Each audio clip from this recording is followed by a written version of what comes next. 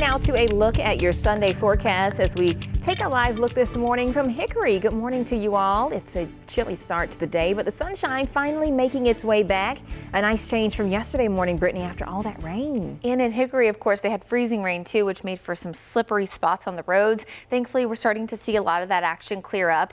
But one spot that's still seeing some precipitation is actually in the mountains. Caitlin, I know you've been looking at it this morning with me, but we do have one spot that's seeing snow still, a few flakes flying from Blowing Rock downtown, looking fantastic. Now, even though the forecast itself looks nice, you know, snow is gorgeous. Anytime you have moisture on the roads and then you know that temperatures are going to cool off, especially to the freezing mark, you got to talk about that black ice. It's so annoying. Now, of course, we talk about it a lot, but it's not truly black or dark gray. It's just transparent because it's a thin layer of ice. So essentially, it's the color of whatever road surface it's on. Well, bridges and overpasses, they of course freeze first because roads lose heat evenly because they are insulated on the ground, of course, because they have one layer that's exposed to cold air while the other layer has the warm ground underneath them. Whereas a bridge or an overpass is exposed to cold air on both sides. You know, it has the top layer and the bottom layer, essentially the cold air wrapping it around like a nice chilly blanket. So pretty much the opposite of a blanket, so it can reach above and below.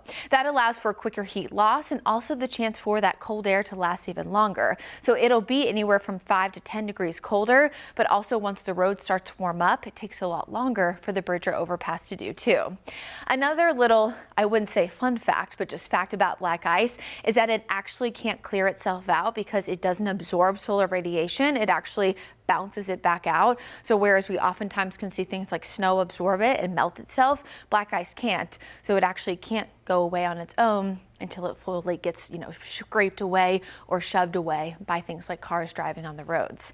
Satellite radar products, so we can take a wider view. You can see no rain across the Charlotte area, but just those flakes up in the mountains. And it truly is a fantastic day. I mean, Kaylin showed you that look from Hickory. We have sunshine abundant across the area this afternoon. Lots and lots of gorgeous blue skies. And hoping for a big Panther win at Bank of America Stadium. Highs will reach the 50s. Remember, it's very important to know where you're sitting. If you're in the shade, it'll be very chilly this afternoon as winds start to pick up too as we become breezy. Whereas in the direct sunshine, you're going to be feeling fantastic, especially after an hour or two in the sun. But as soon as you go to grab a concession, a drink, you know, whether that's soda, water, something else, or use the restroom, you're going to be feeling very chilly. So bring that jacket still, just in case. Been there, been to BOA in December. Now, of course, as we look at those afternoon winds, we are going to see them sustained between about 10 to 15, but gusting upwards of about 25 in the Piedmont. In the mountains, a little bit higher in the 40s, but everyone sees higher winds, especially along at east of 77 on Tuesday.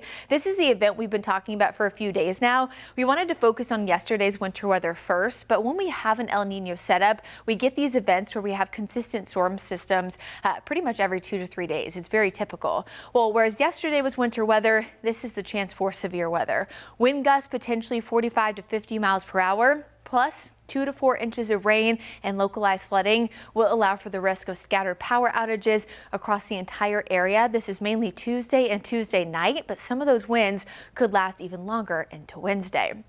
Now, the severe weather risk for tomorrow, that's across the deep south. It's not here, but eventually that does shift closer to our area. And notice, even outside of the non-thunderstorm winds I just showed you, we still have the potential for some strong to severe storms later on in the day. And this will also bring us in a small chance for a quick spin up and even some frequent lightning. So it is a day where we're encouraging folks to stay weather aware on Tuesday. We turn a little bit nicer Wednesday, Thursday before another chance of rain starts to move in as we approach the weekend. And as we look at the exclusive 10-day forecast, you can see cooler weather expected as we head into the second half of next weekend.